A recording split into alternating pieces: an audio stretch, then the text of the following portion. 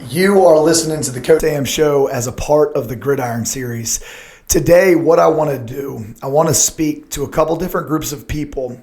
First and foremost, this is meant to go to our current and future Hawk football families.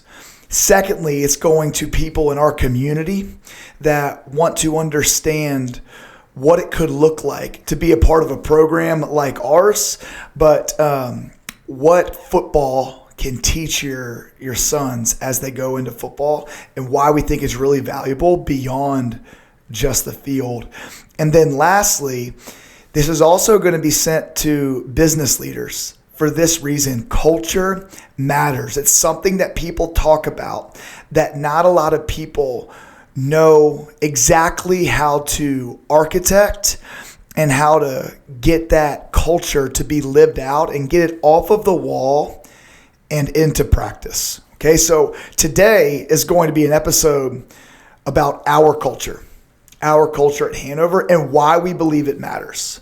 First off, our mission is to use football to build better husbands and better fathers who show up, love, and don't quit.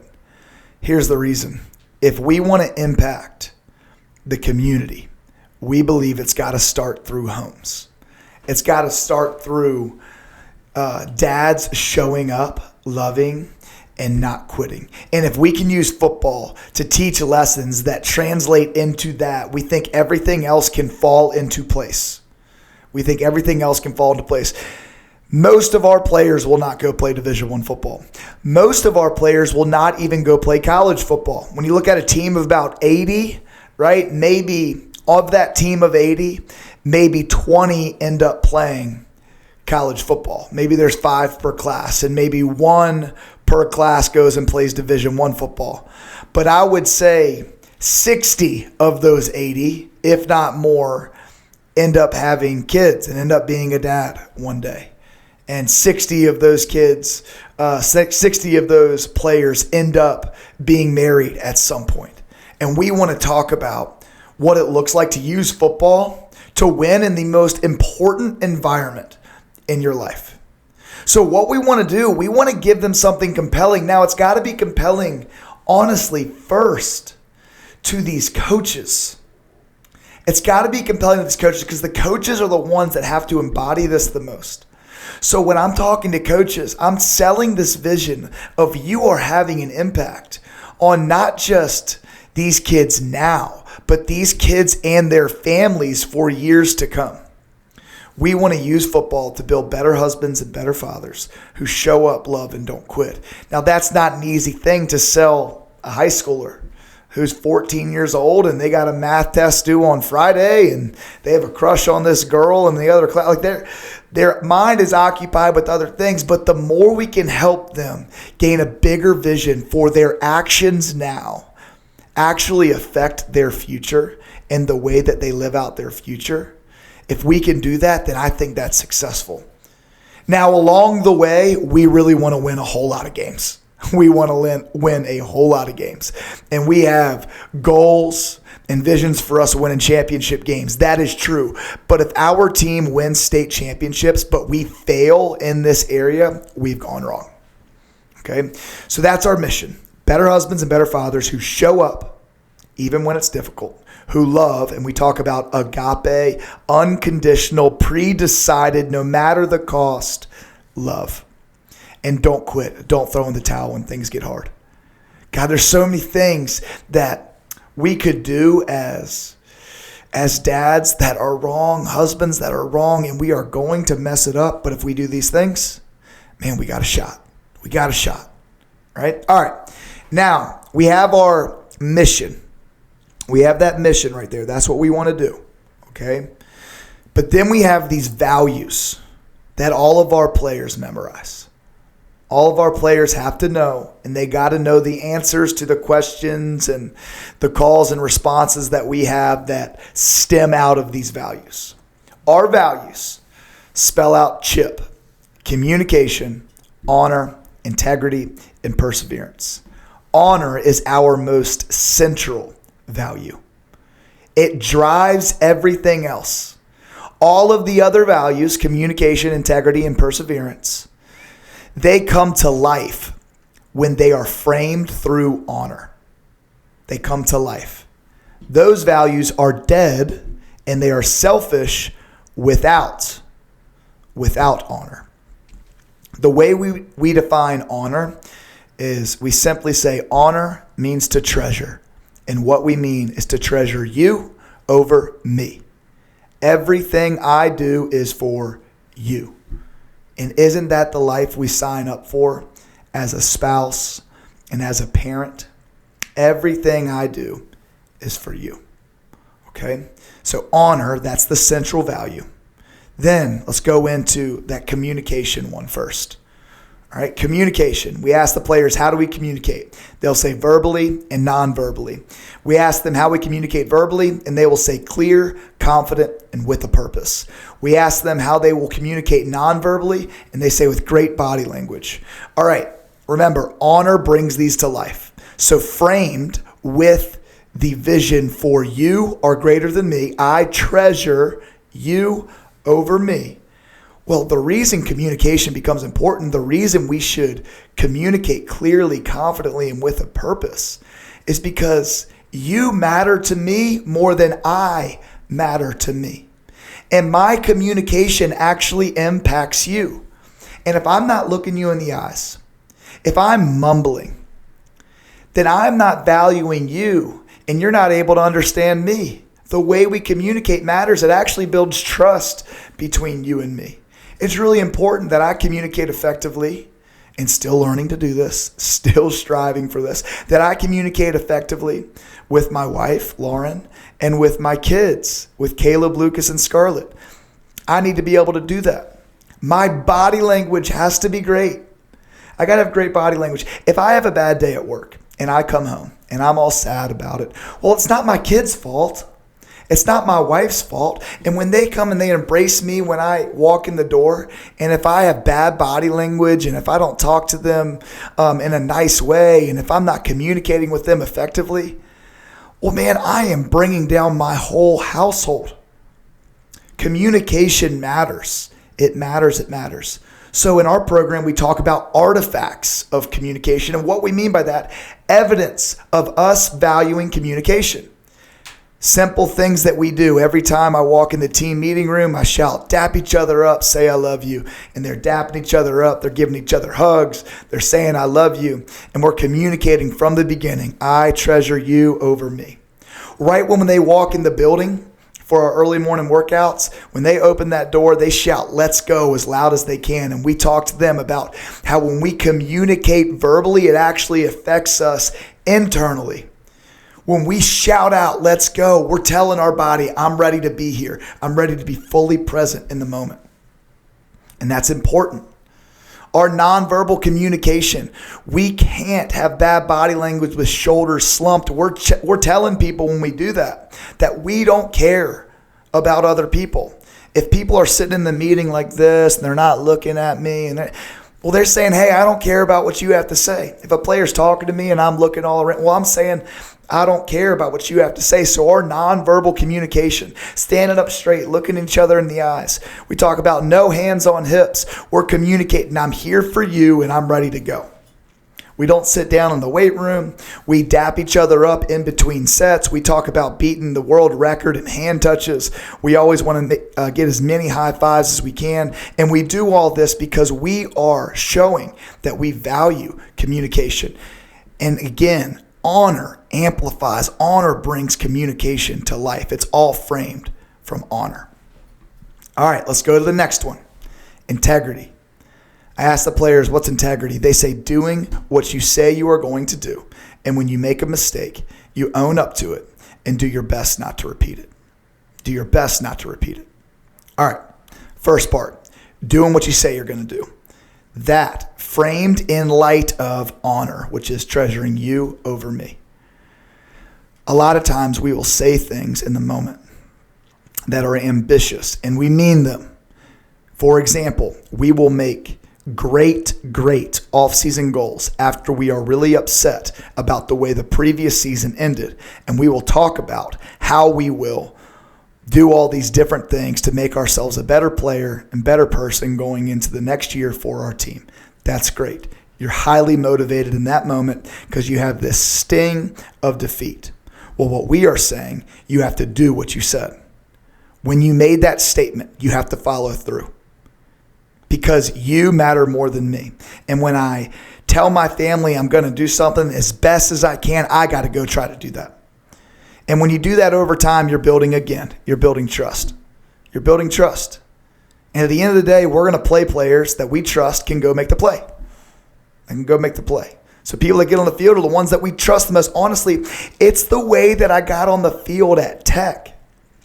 I wasn't the fastest. I wasn't the strongest. But our coaches trusted me to be in the right position at the right time and go make the play. Right? So there's that trust aspect that helps you on the field, but also more importantly, helps you in life, in your friendships, in your relationships as a husband, as a dad. You want to be a person that's following through with what he says he is going to do because you are more important than me. Now, the second part, we're not going to be perfect. I have made countless mistakes as a husband, as a dad, and as a coach. Countless. The hard part is we have got to value others over ourselves enough to say, I was wrong. I'm sorry. I'm going to try to fix it. We've got to own our mistakes. The simple example that we'll talk about in our program, we have them whenever they are late or miss a workout. It's an unexcused late or unexcused absence. They have to write out to me this ownership statement, this apology letter, okay, that's directed towards the team. But they're writing out this letter so they can practice taking ownership of their actions. What a lot of players will be tempted to do when they're late, they'll immediately say things like, well, my alarm clock didn't go off. Well, this did. It's like, hey, hold on. You're putting blame on the alarm clock. The goal is to take extreme ownership so that you can fix it. Here's what I can't fix. I can't fix a robot messing up. That's an uncontrollable. So I give myself no ownership to change that in the future. But what I could do, I could get 3 different alarm clocks and I could set those alarm clocks and I could make sure that never happens again, or at least the chance is much, much smaller. Hey, coach, I got caught behind a slow car. Okay, well, why were you cutting close in the first place? Maybe in the future you should wake up earlier and strive to be there 15 minutes early. So there's ownership statements that we're practicing taking. So when we make goals, we follow up with those goals, and also we challenge them to take full ownership of their actions. Those are the artifacts of integrity in light of honor, because you are more important than me. Now the last one, perseverance. We say, what is perseverance? And they say, when things get hard, we push through. We've got to push through. It's so much easier said than done. And it sounds like the idea of just pull yourself up by your bootstraps. And I believe that, right? I believe that. Okay, but it's more than that. It's when things are difficult, we have to value our team, our spouse, our family, more than my own comfort. Here's what it doesn't mean. It doesn't mean that we harbor all of our bad feelings, we harbor all of our trials, and we just shove them way down, and we just forget that there's any challenging thing going on. That's not what I mean. What we try to emphasize to our players, at any moment you need to talk. You have people that are ready for you. Sorry, that keeps happening. At any moment you need to talk. You have people that are in your corner that want to be with you, that want to help you process that stuff. And we want to help you. Okay? But here is another truth that we also have to talk about. Leaders do not get the luxury of having bad days. At least not a lot of them. And here's what I mean. Okay? I can't allow circumstances to determine what kind of leader I am day to day. It's just so challenging and fickle when I do that. I can't do that. For example, if I'm struggling at home and it's just chaos at home, think about the times when things just feel like they're busy, you don't get time to chat, and it's just, you feel like you're running on fumes. But then you go into your workplace, then you go into wherever it may be. You're a coach as well, and you go in with your team. Well, it's not their fault that you're dealing with that. And I have to be able to have the self-awareness. And I've got to be able to have the strength to say, hey, look, my team needs me more than I need them to cater to my feelings right now. Are we the leaders saying, hey, everybody adjust to me because here's what I've got going on? Or are we the ones saying, hey, I'm going to be here for you regardless? That's that piece of love, that agape love, that pre-decided love, that love that says no matter the circumstance, no matter the cost, I am for you. That's what we're talking about. Both of those things can be true. You can talk to us at any moment when you got something going on, and we mean it. And you have a responsibility to not throw in the towel when things get hard. Not quitting is so important. Not quitting. Parents, don't let your kids quit. Don't let them stop. Don't let them stop. Don't let them stop on a commitment. What is not quitting and what is? What is quitting is stopping in the middle of a commitment. What is not quitting is you fulfill your commitment and you say, hey, I'm not doing that again next year. Okay, no worries. Now, for me and my wife, in our vows, we said, till death do us part. He said, till death do us part. So the only way out is when we die, hopefully of old age. It's the only way out, meaning we're in. We're in.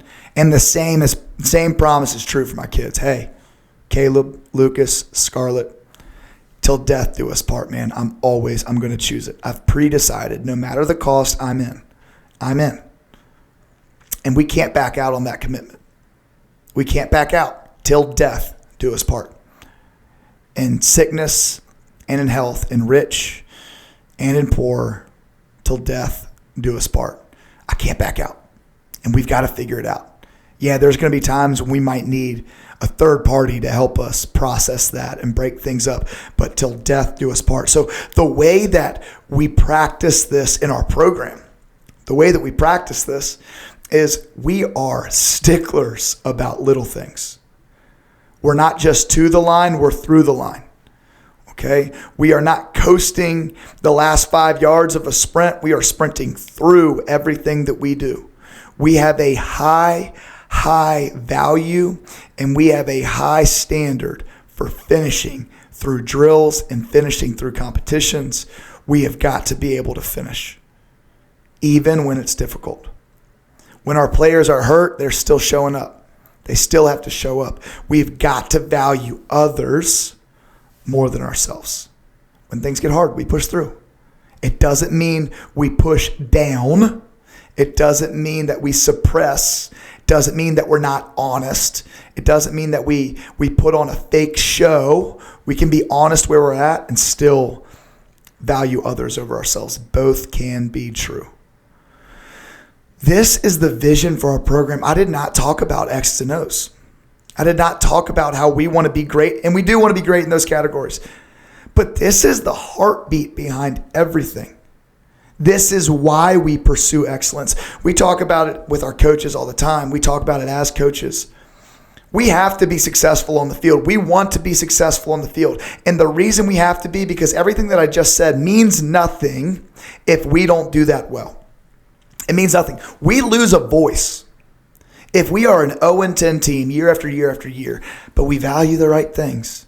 Well, they're going to say, well, it doesn't work. It's got to work. There's got to be proof of concept. But we believe that when we value these things, we're going to be able to get both the better husbands, better fathers, and wins along the way. We're going to be able to get wins. There's something that I've said before, but I talk about it with our players. If you pursue the right thing, you can get all things, or at least all things that matter. If you pursue the wrong thing, you get nothing, or at least nothing that matters. I would hate to be at the end of my coaching career to say, hey, we won 10 state championships, but I look back and I have no relationships with former players. I look back and those players have left their families, and that would not be a success. It would not be a success. We've got to pursue the right thing, and we are going to relentlessly pursue the right thing. Here's the great thing about that. It challenges me. I am not perfect at it. I am trying to get better at this year to year, day to day. I am striving towards this. Doesn't mean that I'm great at it, but it does mean that I'm going to follow this as hard as I can, and I want other people to follow me as I'm following that. That's got to be the heart for us coaches. It's not saying, hey, follow me. It's follow me as I follow this. Leaders, this is why it's really important that you have something that you're striving towards beyond you. Beyond you. If you are the standard, good luck. You're going to fall short. You've got to create that vision, that mission. Where are you guys headed? Then you relentlessly pursue that. And like our integrity piece, when you fall short, you own it and you get back up and you keep pursuing that. And you tell the people that you're bringing on board with you, hey, follow me, but only follow me as long as I follow this. Hope you guys enjoyed this. This is a part of the Gridiron series on the Coach Sam Show. Thanks so much.